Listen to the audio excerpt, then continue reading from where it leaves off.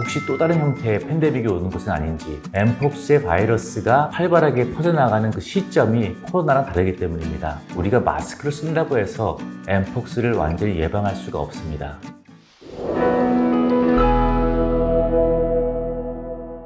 안녕하세요. 세균으로 설명한 세상 조응민연구소 김석진 소장입니다. 오늘 다룰 세균과 세상 이야기는 바로 엠폭스입니다. 요즘 엠폭스에 대한 뉴스를 자주 접할 수 있는데요. 아프리카에서 주로 발생하던 엠폭스가 이제는 글로벌하게 퍼져나가고 있고 우리나라도 예외가 아니라고 합니다. 코로나 때문에 많은 고통과 불편을 몇 년간 감수했던 우리 머릿속에 코로나19에 대한 기억이 아직도 생생한데 혹시 또 다른 형태의 팬데믹이 오는 것은 아닌지 많은 분들이 걱정하고 있습니다.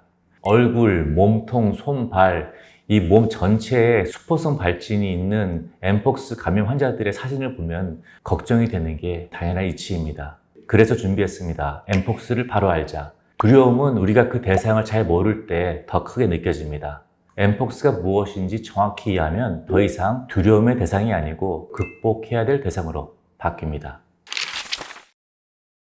엠폭스에 대해서 여러분이 기억하셔야 할 것은 첫 번째, 엠폭스는 바이러스 질환이라는 것입니다. 바이러스의 대표적인 예로 우리가 잘 아는 감기 바이러스 그리고 코로나 바이러스가 있죠. 바이러스는 자신의 유전자를 복제해서 더 많은 바이러스를 만들기 위해서 세포라는 숙주를 필요로 합니다.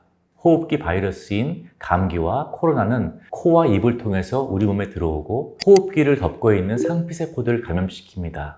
감기를 예방하고 코로나 확산을 막기 위해서 마스크를 쓰고 다녔던 이유는 바로 이들이 호흡기를 통해서 침입하는 바이러스이기 때문입니다. 한편 엠폭스는 구강이나 호흡기를 통해서 우리 몸에 들어올 수 있지만은 주로 피부를 통해서 감염을 일으킵니다.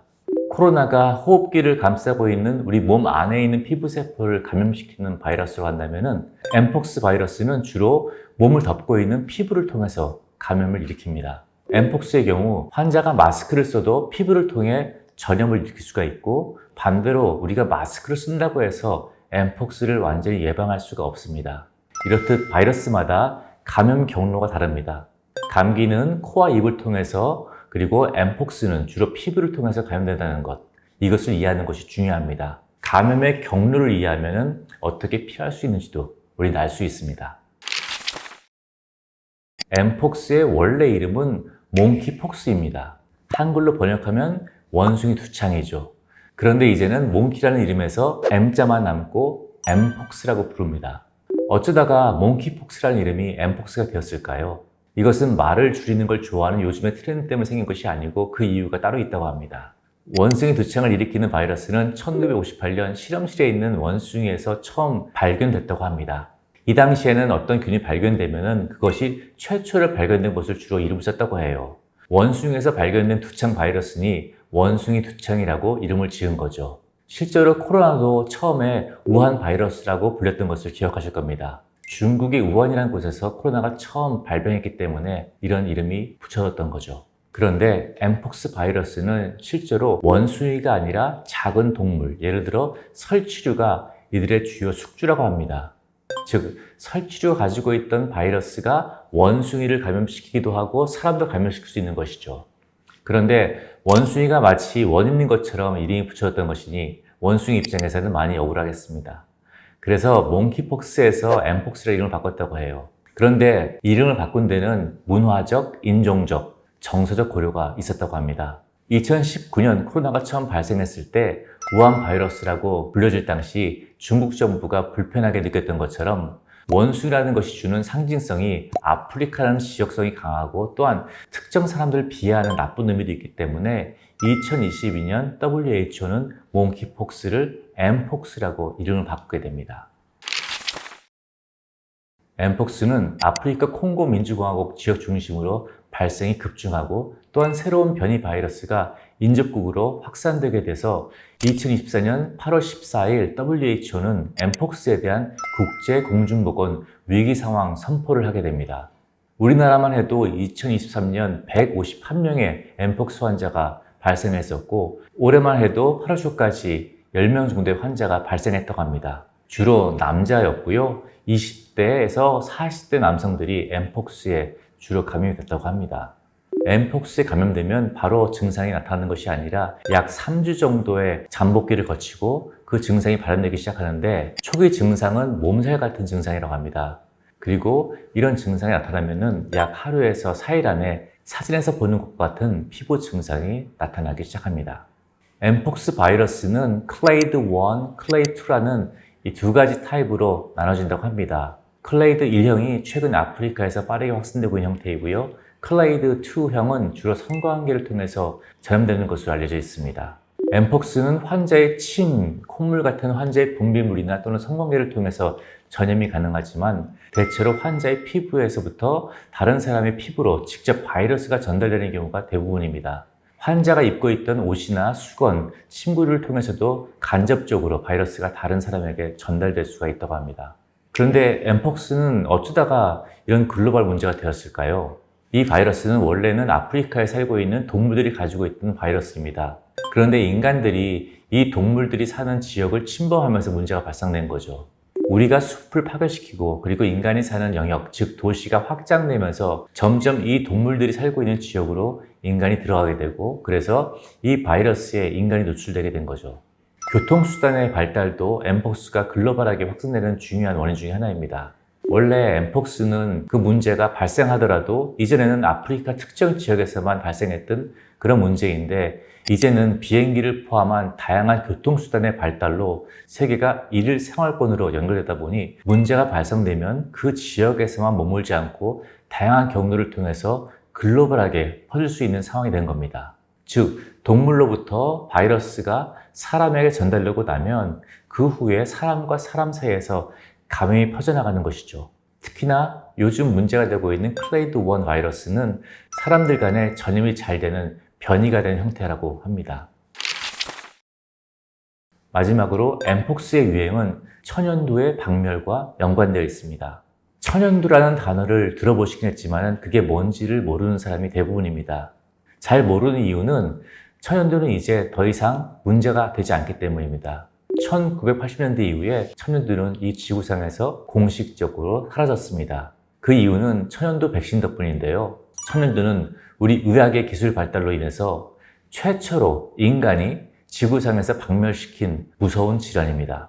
천연두는 영어로 스몰폭스라고 하는데요. 천연두 바이러스와 엠폭스 바이러스 모두 올소폭스 바이러스라는 속에 속합니다. 다시 말해서 이 두 가지 바이러스가 유전적으로, 계통학적으로 유사성을 가지고 있다는 것이죠.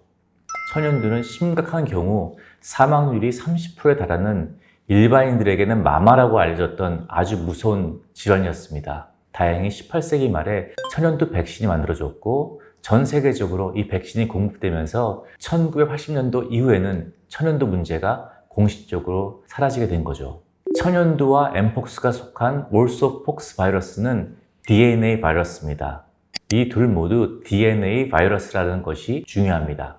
DNA 바이러스를 이해하기 위해서는 RNA 바이러스와 비교해서 이해하는 것이 중요한데요. RNA 바이러스의 대표적인 예로는 감기를 일으키는 라이노 바이러스, 그리고 우리가 최근 겪었던 아직도 우리를 위협하고 있는 코로나 바이러스가 있습니다.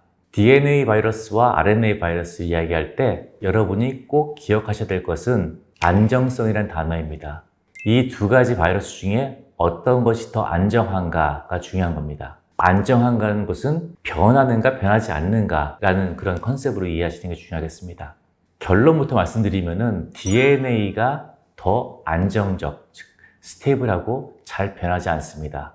영화 주라기 공원에서 공룡을 만들 수 있었던 것은 화석에 갇혀있던 모기의 피에서 공룡의 DNA를 추출해서입니다.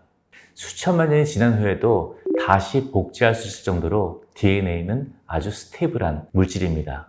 물론 공상과학 영화에서 나오는 이야기죠. 그런데 영화뿐만 아니라 실제로도 빙하에 갇혀있는 맘모스에서 DNA를 추출해서 이들을 복제하려는 연구를 하는 과학자들도 있습니다. 이처럼 DNA는 오랜 시간이 지나도 복제가 가능할 수 있는 스테이블한 유전자입니다. 그래서 우리의 세포의 유전 정보 또한 DNA 형태로 우리 세포 안에 저장되어 있는 것입니다.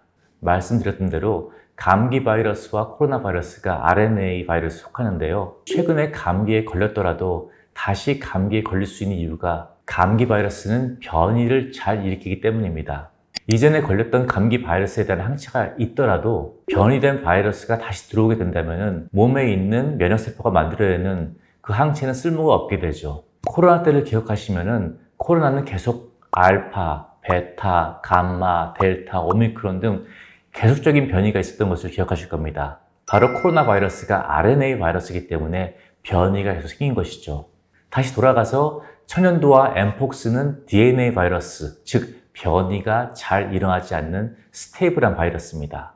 DNA는 안정적일 뿐만 아니라 DNA가 복제되는 과정에서 발생할 수 있는 에러를 수정할 수 있는 메커니즘을 스스로 가지고 있습니다. 그렇다면 이런 유추가 가능하겠죠. DNA 바이러스는 잘 변하지 않기 때문에 이 바이러스에 딱 맞는 백신을 만들게 되면 그 백신을 계속 사용할 수 있다는 겁니다. 그 이유가 우리 인류가 천연두를 이 지구상에서 공식적으로 없앨 수 있었던 바로 그 이유입니다. 그런 의미에서 엠폭스도 백신을 통해서 예방이 가능합니다. 그리고 다행히도 엠폭스에 대한 백신이 이미 존재하기도 합니다. 엠폭스는 천연두와 유사하기 때문에 기존 천연두 백신도 엠폭스 예방에 어느 정도 효과가 있다고 알려져 있습니다. 그리고 천연두가 박멸되기 전에 태어나고 천연두 백신을 맞았던 50대 이상의 사람들도 다행히도 이미 엠폭스에 대한 어느 정도의 교차 면역력이 있다고 알려져 있습니다. 엠폭스에 대한 치료제도 이미 존재합니다. 데코비리마트라는 미국 FDA가 천연두 치료를 위해서 처음 승인했던 항바이러스제뿐만 아니라 그 외에도 몇 개의 치료제가 이미 존재하고 있습니다.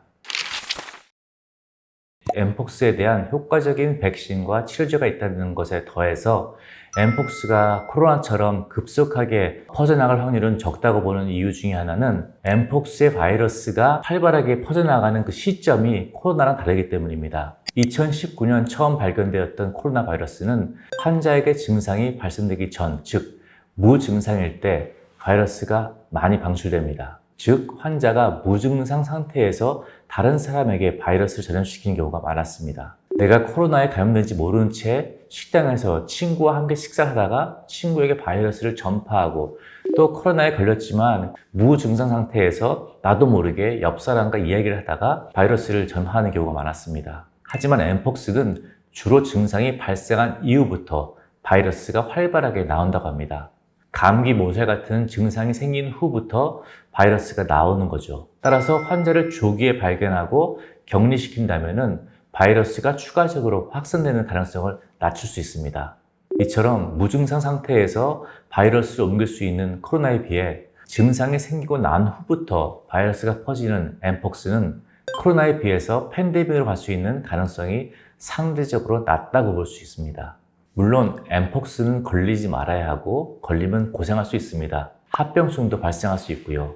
제가 말씀드리는 것은 엠폭스가 문제가 없다는 것이 아니라 우리가 경험했던 코로나 바이러스와는 달리 엠폭스는 어느 정도 컨테인, 즉 확산 속도와 범위를 상대적으로 더 잘 컨트롤할 수 있는 그런 질환이라는 것을 말씀드리고자 합니다.